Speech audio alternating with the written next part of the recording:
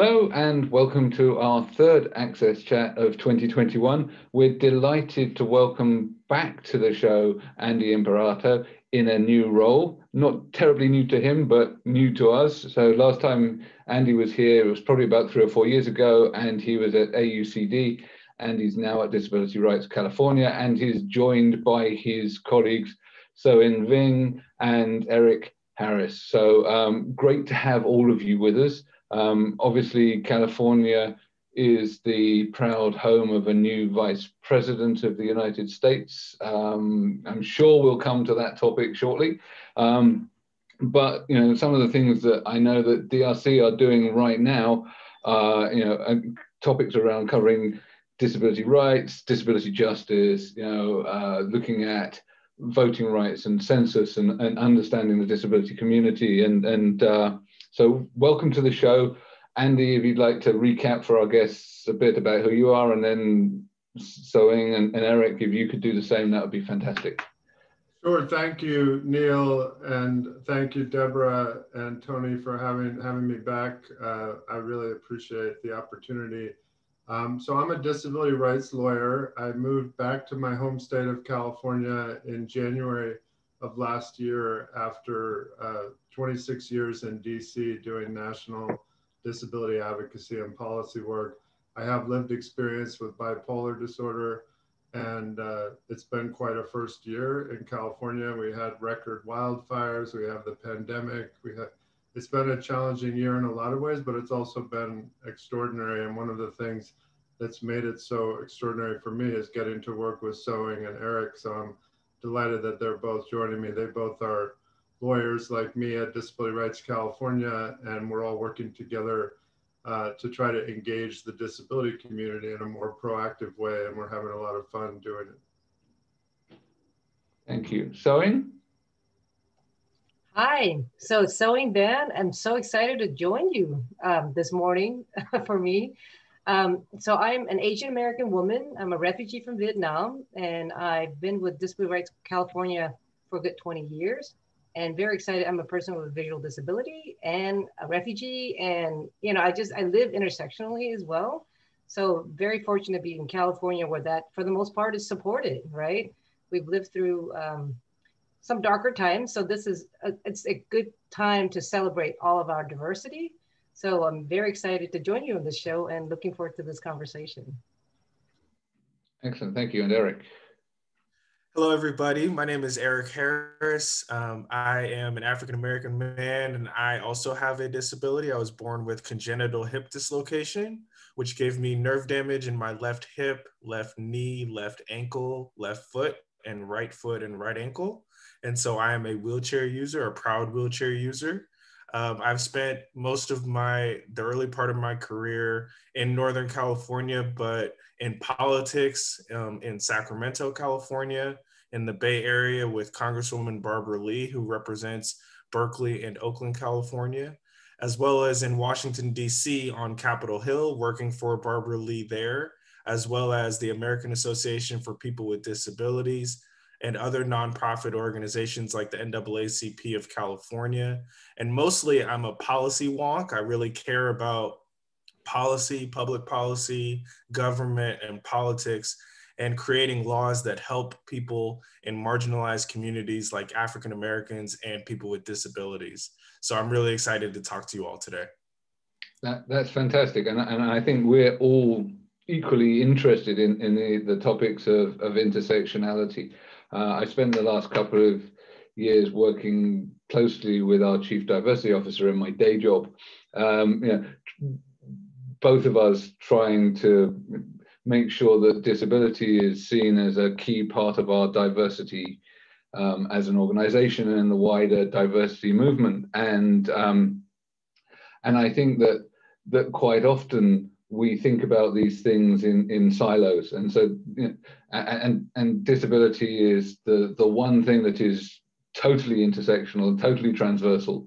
So really pleased that this is a topic today. So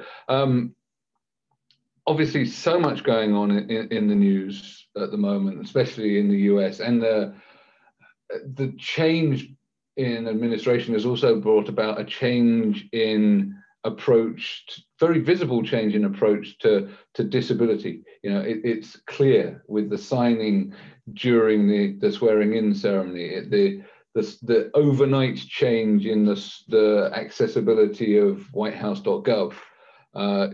All of these things are sending a really clear signal that the new administration is walking the talk on accessibility, but you've been much more engaged in sort of the rights and the stuff going on in the background, and particularly sewing, if I'm right, you did work on the census and stuff like that, and that really feeds into voting rights and impacts, maybe less in California, because California is pretty blue, pretty heavily swayed towards Democrat, but in other parts of the country, that's been really an issue, and voter rights, voter participation, and the denial of access to the ability to vote have been really red button issues during this election and previously. So very interested if you could tell us a bit about your work on that. Yeah, thanks so much, Neil. Yeah, so in speaking about intersectionality, I'll start with the census. In our 2010 census, really the state didn't involve people with disabilities, right? So in the 2020 census, I was so fortunate to be appointed a governor appointee to the 2020 Census Committee. And on that body, what I was very intentional in doing is to ensure that disability was represented and how intersectional disability was.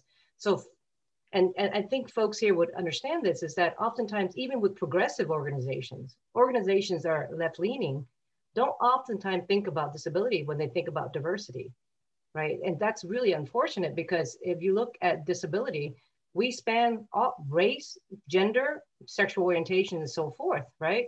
So that's been the ongoing battle, is ensure that we can inject and make sure that disability is at the table wherever we are.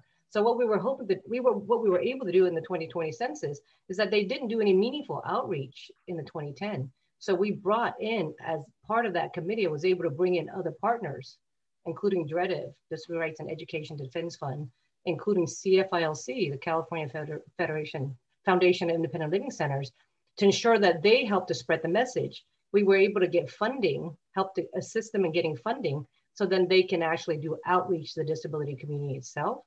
And then we ensured to get disability information connecting the census. So it informs the Electoral College and numbers, and we know how important that is, right? The Electoral College numbers, it informs congressional numbers, right? But it also informs $1.5 trillion, US dollars, $1.5 trillion in how services are funded through the federal funding.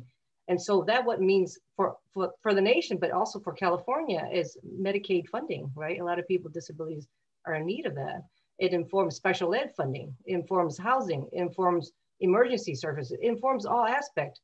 So not engaging the disability communities at its intersection was a disservice all around to all of Californians. So I was just very intentional in ensuring that that particular population and its intersectionality was lifted and accounted for through the whole steps of the 2020 census.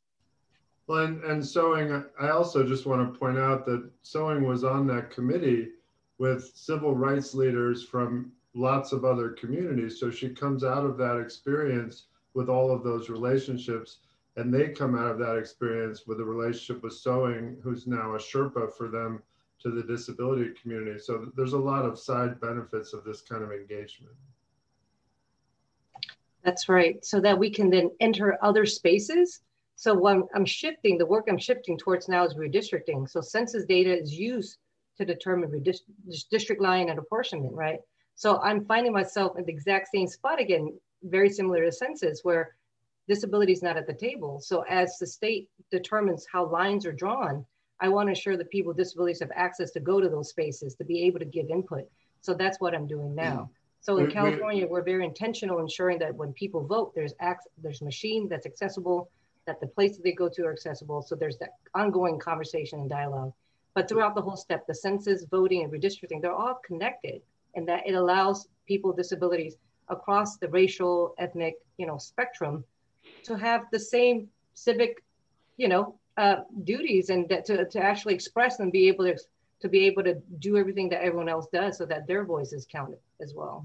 And the other thing that happened this week is the California Department of Public Health, which is the lead agency for vaccine deployment in California, they reached out to us because they're trying to follow the outreach strategy they used with the census to try to communicate with people about the benefit of vaccines. So again, I just feel like there's a lot of benefit to the whole disability community when we engage on these broader issues.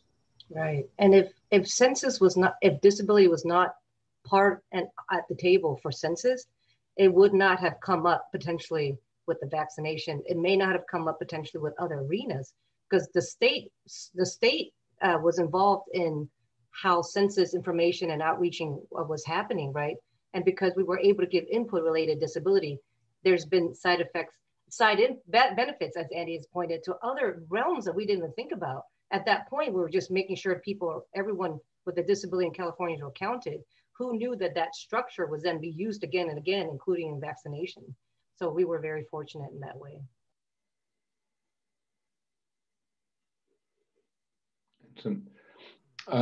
Obviously, the thing that you mentioned around districting and boundaries, that's a key part of determining who stays in power. We've seen it in my own country, where the redrawing of electoral boundaries has tilted the advantage to one party or another over decades, where essentially, because we have a first past the post system, which works in a similar way to a certain extent to the electoral college, in that each area sends its representative. That means that like in California, which is very significantly democratic in its leanings, there isn't this kind of proportional representation, and the districting boundaries can make a huge difference, and therefore really have a disproportionate impact on policy and governance and all of the rest of it. And so the intervention of lawyers like yourself, Eric and Andy, working on the sort of the fundamentals of the structure of how we vote, how we are represented, is really important. I know Antonio had a question, and Debra's got some follow-ups as well. No, I had a question that was going to a different direction, but I think there's another element that I would like to put in. So here we are talking about census and the elections, but what are our views in terms of the main political entities putting individuals from different intersections up to the list to be elected? Because that's an important part of the representation. And I would like to see your views, why the Democrats, the Republicans are not putting more people forward to represent their communities. Why is that? Eric, do you want to go first on that one? Yes, I can take that one. So Sewing just finished talking about civic engagement and the importance of the behind the scenes. Voting, of course, is a lot of the front line, and elected officials are part of the front lines. And then Sewing spoke about the census and redistricting and kind of how that creates power in the United States and around the world. And I think that your point that it's important for Democrats, Republicans to also have people with disabilities, people with different backgrounds, and people of intersectional identities represented in the front lines when we're talking about running for office and actually making policy decisions. I think that part of that, it's a two-way street, so to speak. I think a big part of that is on the leadership of these parties. A lot of our leaders, just like around the world, are getting older. Our entire society is getting older. So you have a lot of people in political power in the United States who are getting in their 80s. I know that a lot of people were recently speaking in this recent election about both candidates being in their 70s and how much that has changed over the years, how in years past we might have had candidates in their 50s and 60s. And I think that another part of that is on the disability community to recognize its leaders and to have individuals within the disability community step up to the plate, so to speak, and make sure that we take advantage of opportunities and run for office, even if they do not reach the level of governor or president yet. At this time, we can still run for city council, we can still run for school board and have an impact on our specific communities, because in the United States, just as around the world, our local elected officials really are the ones who make a huge difference in everyday life. They're the ones who are able to make minor changes as far as every day, but major changes when it comes to folks who have to navigate some of these systems, folks who have to navigate their school system with special education here in the United States. So I think that it's really, really important for leaders like Andy, like Sewing, and like myself to do our part to find disability leaders throughout the state of California in specific ways for us, but really throughout the country. And then for those leaders to really step up and take on the challenge of running for political office and making the changes that we all want to see. And if I could just do a quick follow-up, a great example of the power of that lived experience in a politician, to me, is Tammy Duckworth. Tammy Duckworth is a United States Senator from Illinois who is in President Obama's former Senate seat. She's a disabled Iraq war veteran. And our House of Representatives, when the Republicans still had control of it, passed a law that would have weakened our civil rights law, would have weakened the Americans with Disabilities Act. And when it went over to the Senate, Tammy Duckworth got so upset that the House had passed a law that weakened the civil rights of Americans with disabilities that she reached out personally to every senator, and she created a letter where a majority of the Senate was on record saying they would never support that bill. And she did that quickly, and that was like force of personality for her as a senator. So, I mean, she wears that mantle. She's an American hero. She's a veteran. She's a woman of color, woman with a disability. So she wears all of those identities with grace. And to me, we need more leaders like Tammy Duckworth. And Andy, if I remember correctly, she also brought her baby. Wasn't she the one that was nursing? Yeah, she's the first. Yeah, she's the first United States senator to have two babies while she was in the Senate, and she brought her baby with her down to the Senate floor and changed the rules on the Senate floor. She's definitely a role model and a trendsetter in lots of ways. I'm such a huge fan of her. And I love this topic. And I also, I think, a lot of people understand outside the US, just like any other country, our laws are so complicated. And so that's why we really need lawyers with disabilities fighting for us. We need the lawyers that understand the complexity.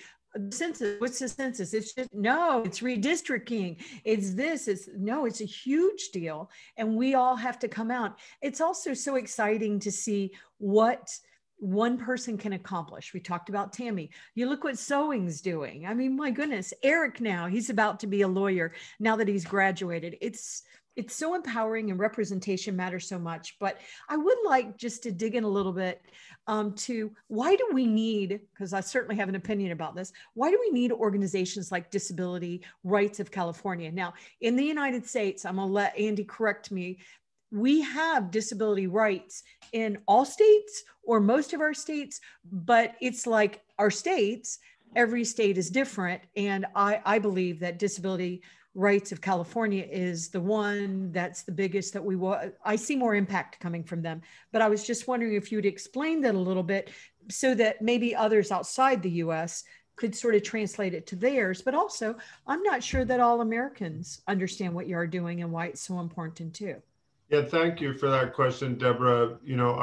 Our organization is part of a national network. Every state and US territory has a federally funded legal services agency for people with disabilities. We call them protection and advocacy agencies, and they were created over 40 years ago in response to an expose that Geraldo Rivera did on an institution in New York called Willowbrook, where people with intellectual and developmental disabilities were being warehoused. And he went in and exposed the human rights violations that were happening in that institution. And the country was so disgusted by what he put on television and showed them that they passed a law to create the first protection and advocacy agencies. And initially we were focused on protecting and advocating for people with developmental disabilities like the folks in Willowbrook. And then over time, our mission has broadened. So now we serve people with all types of disabilities and all ages. And I guess, Debra, what I would say in terms of why do we need these organizations, you could make the argument that we should put ourselves out of business, right? Like if our country would embrace all of these civil rights laws and the government would enforce them well, then we don't need these private sector, non-governmental organizations doing the work that we're doing at Disability Rights California. But as you know, Debra, the government is not big enough to enforce the civil rights of people with disabilities everywhere that our rights are being violated. We're not in every classroom, we're not in every workplace. And really, we don't want the government to be in all these places necessarily. So, I think the goal with an organization like Disability Rights California is to make sure that the laws are implemented and enforced, make sure that people are held accountable when they violate people's civil rights, and make sure that people know their rights. A lot of what we do is just educating parents about the rights of children in classrooms, educating adults with disabilities about their rights to transportation, housing, employment, you name it. So to me, it's a beautiful thing. The government makes an investment. We often sue the government. The government does not punish us for suing them. And this is how we hold institutions accountable. Like we sued the California Department of State Hospitals because people are dying in state hospitals for people with mental health disabilities. And the Department of State Hospitals funds us, and they're still funding us even though we're suing them. So I appreciate that the government at the state level and the federal level want to have a robust, independent advocate for people with disabilities that has the power to take the government to court on behalf of people with disabilities. And I will just jump in and say one more thing. I know that the Commonwealth of Virginia, where I live, also sued the government, and or I should say that that's not correct. Well, our leader stepped up, our disability leader stepped up and took it to the Department of Justice, and actually the Department of Justice came for the Commonwealth of Virginia and won. And so we had to make a bunch of changes in Virginia, which we desperately needed.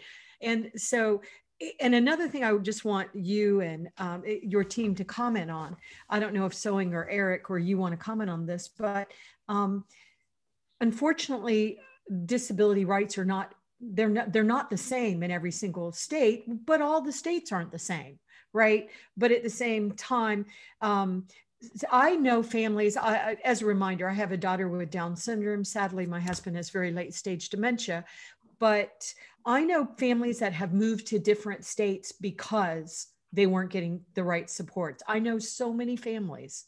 They're just like, okay, well, I got to move to California.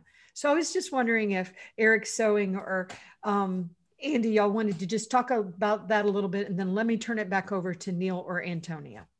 Sewing, you want to go first? Yeah, sure. Yeah, so thanks for that, Debra.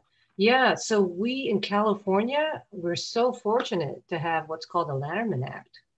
Lanterman Act doesn't exist anywhere else in the nation and probably even the world. So people do come to California for the services, and the Lanterman Act provides services for people with developmental disabilities like Down syndrome, cerebral palsy, seizure disorders, intellectual disabilities, from birth to death, essentially. And so and I don't want to lose sight of the fact that it didn't come about magically. It didn't come about because government agencies suddenly saw the light of day, and it came about because people fought for it. People fought hard. People did all that they could. They were marching out in the streets, protesting, working with their government officials to make sure things were signed. So all the benefits that we have, all the laws that we have in the books that are protective and that advocate for people with disabilities, we do it on the shoulders of folks who dedicated a life and sacrificed their life so that the next generation. So we're very fortunate to have the Lanterman Act to ensure that people with developmental disabilities can live full, inclusive lives, but also Sewing, yeah. you've given kind of the glass half full answer to Debra's question, but I want to give the glass half empty. Debra, California is ridiculously expensive. The inequality in this state is ridiculous. Okay, so Sewing is right. We have this beautiful law, the Lanterman Act, that creates an entitlement for people with intellectual and developmental disabilities who qualify under that law. But we also have housing that nobody can afford. We just have serious problems in this state. The homelessness issue in this state is like probably nowhere in the world, certainly nowhere else in the United States has as many homeless people as we do, not even close. So Sewing's right. We have beautiful laws. We fought hard for them. But my goal at Disability Rights California is to make California the best state in the country for people with disabilities. And there are measurements that would attach to that goal: labor force participation rates, poverty rates, home ownership rates, high school graduation rates. We are not leading the country in any of those. So as much as Sewing is correct, and we do have a generous state government, a progressive state government, we still have a long way to go in terms of really getting the outcomes that we all know are possible. Yeah. So I think, even those of us that don't live inside the US observe what happens in terms of Silicon Valley and the impact of the tech industry on housing prices and the effect that has on inequalities. And I think that one of the things that really has come out of the COVID crisis has been the impact of inequality and poverty on people's health outcomes as well. So I know before we came on air, we were talking about the way that stuff has been implemented in the US in terms of you didn't have any global oversight as such, which is now being implemented. But can you tell us a little bit more about your work to help make sure that the disability community is considered fully in the vaccination programs that you can influence, and some of your experience of the impacts of the crisis so far? Yeah, well, I guess I'll mention two things, and then Sewing and Eric, feel free to chime in. We've advocated strongly that our hospitals, especially in the Los Angeles area right now, do not punish people with disabilities and people who are older when they're implementing healthcare rationing. Our state had a proposal that we successfully changed, where they were going to say it was okay to not give somebody access to a ventilator based on their age or based on their underlying disability. And we convinced the state that that was discriminatory and illegal under our civil rights laws, and that the only thing you should be thinking about when you're trying to decide who gets the ventilator is, will it help keep them alive? And if you start thinking about their quality of life after they're kept alive, that gets you into discriminatory territory very quickly. It's not just disability and age. It can also lead to racial discrimination based on body type. I mean, there's a lot of ways that can lead to discrimination. So we're still working hard on that. And obviously that's not self-enforcing. We have to be out there making sure that the discrimination is not occurring. We also are trying to get people with disabilities who are under 65 lifted up as a priority category for vaccination. I was mentioning I'm on the California Community Vaccine Advisory Committee. There's 5 of us on there who are allied around these issues.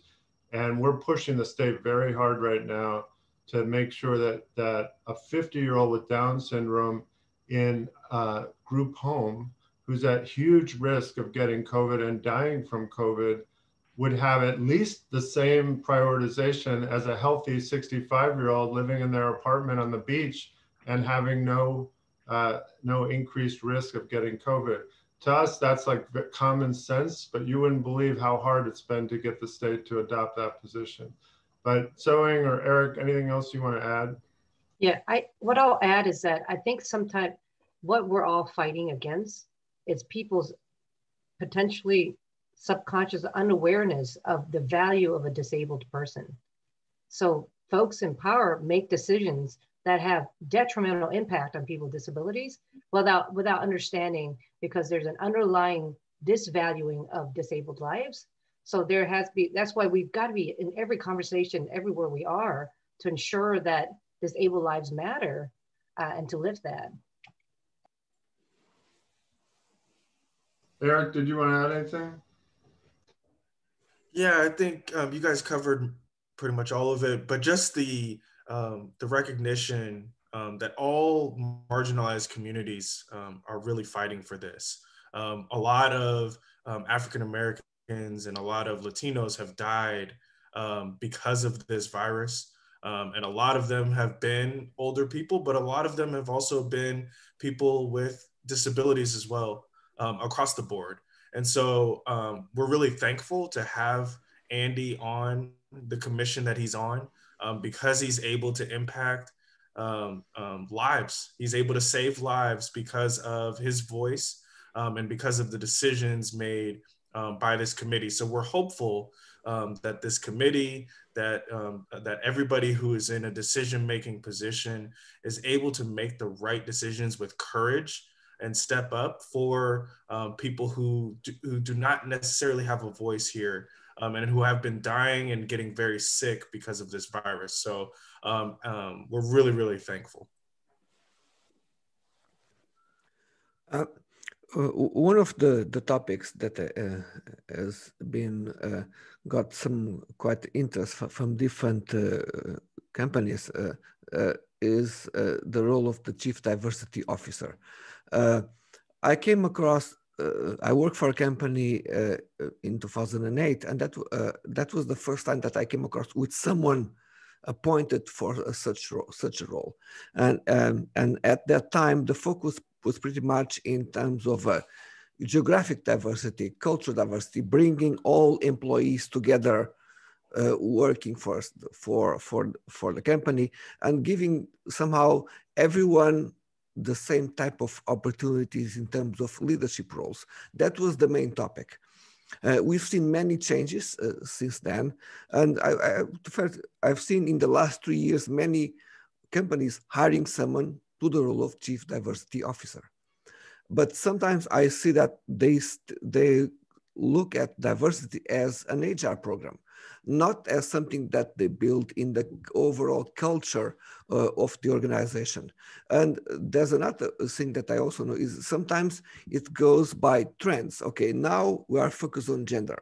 Now we are focused on another group, and so on. There's always a very partial look to kind of a moment in time that somehow follows the what the audience are talking about or what the media is talking about. So I would like to see of your views, how can we build a consistent diversity? How can we build this in a more consistent way where all the groups are included and we can do a better job employing people, particularly people with disabilities? I guess I'll take a quick shot, and then I'd love for Sewing and Eric to chime in. To me, the Chief Diversity Officer of any organization needs to be the CEO. If the CEO does not understand the importance of all types of diversity, then they are not going to be able to attract and retain the best possible people for every position in the organization. And I gave a glass half empty answer to the California question. Now I'll give a glass half full. Satya Nadella at Microsoft wrote a book about kind of refreshing Microsoft's culture. And he attributed his lived experience as a parent of 2 children with disabilities as literally helping Microsoft rediscover its soul. That's the way he put it. And he said that his experience as a parent helped him develop empathy, which was the word that he saw as the critical thing that he needed to have and his leadership team needed to have in order for Microsoft to be the best possible employer and to be the most successful technology company that it could be. So I think it's fine to have chief diversity officers, but if the CEO is not 100% with that person, then it's a check the box position. It almost doesn't matter how you define diversity. It's just not going to have a big impact. But Sewing or Eric, anything you want to add? Yes, I'd like to respond kind of from the experience of being an employee at DRC. We have, over the last 6 months or so, really embraced our diversity, in particular with its employees. I would say that we have really looked internally. And one of those things that we've done is we have created employee resource groups, which essentially um, um, allow employees within DRC to be a part of smaller groups that are part of our cultural identities, our gender identities, and our disability identities. So for instance, I am a part of the Disabilities ERG, which is an employee resource group. I'm a part of the African American Employee Resource Group. And there are other employee resource groups for Asian and Pacific Islanders, for those who identify as Latino, for those who identify as LGBTQIA+. And not only do we get an opportunity to discuss issues or discuss issues within our work environment and outside of our work environment, but we also get a seat at the table of leadership. Andy, as he said, really believes and really empowers all of the staff. And he is the one who leads the way when it comes to having a diverse mindset, making sure that everybody feels included and a part of the solution. And so each ERG at Disability Rights California has an opportunity to speak to leadership often and give our perspectives on how we are doing at work, and what we are looking for in terms of ways that we can be assisted, trainings that we can offer to the rest of the organization, or ways that we can find people outside of the organization who can give trainings. So it's really a great environment to work. And part of the movement at Disability Rights California is making sure that we're a model employer for people with disabilities and for all employers in every aspect of business and every aspect of nonprofit work, political work. We're trying to do our part to show others how it should be done. And it's not just from an HR perspective, it's all the way from the very top of the organization and filters throughout the organization so that everybody feels empowered and comfortable being exactly who they are and representing the identities that they represent.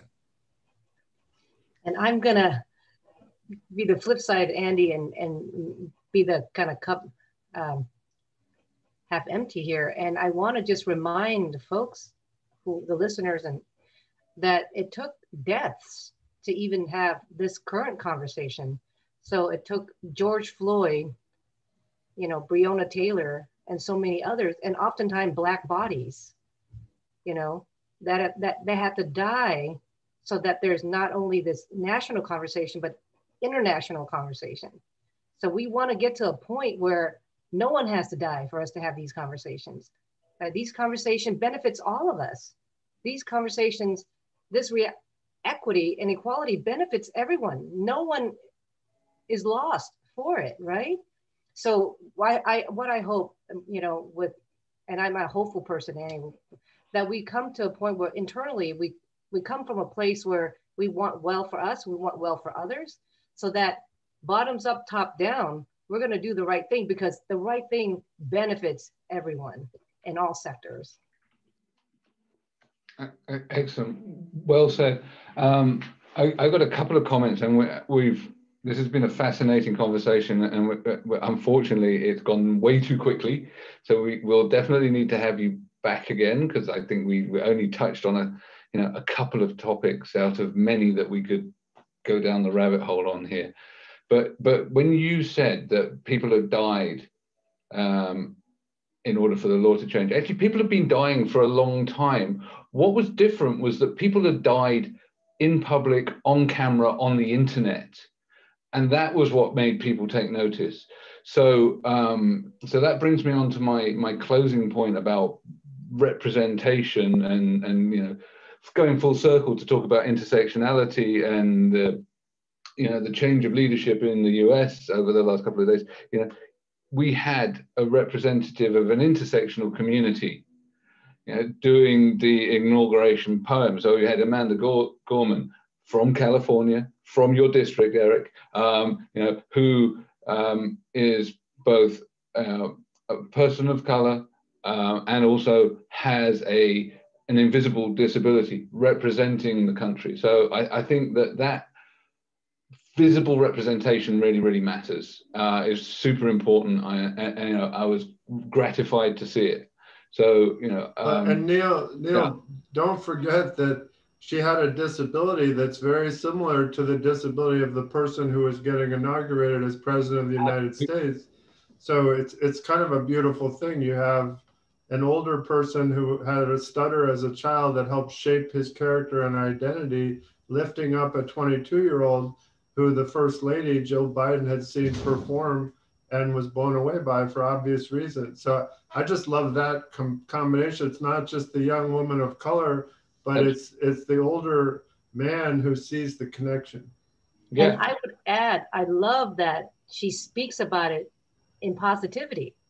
Yes. Right? Oftentimes disability is spoken about something that makes you lesser. It made her more.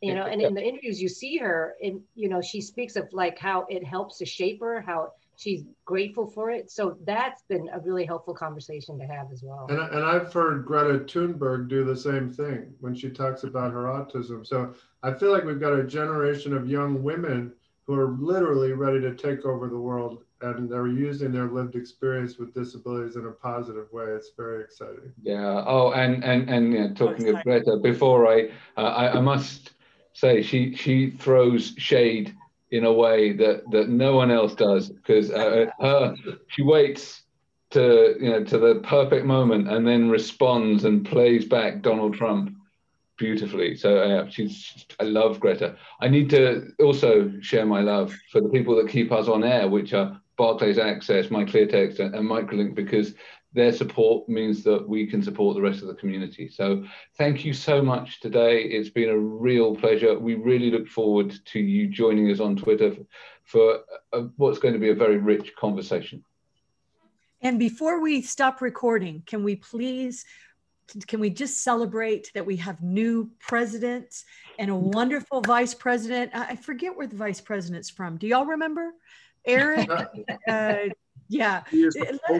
Let's just celebrate just for one quick minute about, and I think, Eric, you have a background of your family background. So could we just for one quick second talk about that, and then we'll jump off? Absolutely. So I am proud to be born. I was born in Berkeley, California, which is in the East Bay area. My family, I have a godfather who is the former mayor of Oakland, Elihu Harris, and he is also a former assembly member in the state legislature, representing the East Bay area. And so we are so proud being in Northern California, representing the Bay Area. And she doesn't just represent the Bay Area, as most people now know of Silicon Valley and of course, San Francisco. But Oakland has a proud history in policy and politics. As many of you know, the Black Panthers, historic Huey Newton and the wonderful Angela Davis have been incredible throughout history and changing. We're talking about changing laws and policy, and in some cases having to sacrifice their lives because of it. The Black Panther Party, among so many other activists, disability activists who were throughout the Bay Area. And Kamala Harris is so proud, Vice President Kamala Harris is so proud to represent Oakland, California, and the people of Oakland and Berkeley. And we're so proud of her. We got to see her up close and personal as she rose up and as she became a US Senator. And we are so incredibly proud to see her as the first African-American woman, as the first South Asian woman to be elected to national office. And so we're just really excited. And we, as Andy would say, we'll hold her accountable, just like we would hold anybody accountable, and make sure that she continues, as well as President Biden, continue to do work on behalf of people with disabilities, on behalf of all people from marginalized communities. But we are elated to have the first woman and the first woman vice president to be from the Bay Area, and specifically from Oakland, California. Congratulations to all of us. Yay. Thank you.